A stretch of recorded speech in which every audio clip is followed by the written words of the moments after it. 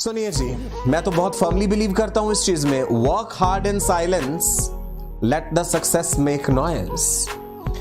हिंदी भाषा में अनुवाद करूं तो ये लाइनें आपसे ये कह रही हैं, मेहनत इतनी खामोशी से करो, मेहनत इतनी खामोशी से करो कि सफलता शोर मचा दे। तो शोर अगर मचाना ही है, सफलता को शोर मचाने दीजिए और खामोशी से मेहनत करते रहिए। बी अ गुड लिसनर, एक अच्छे लिसनर बनिए।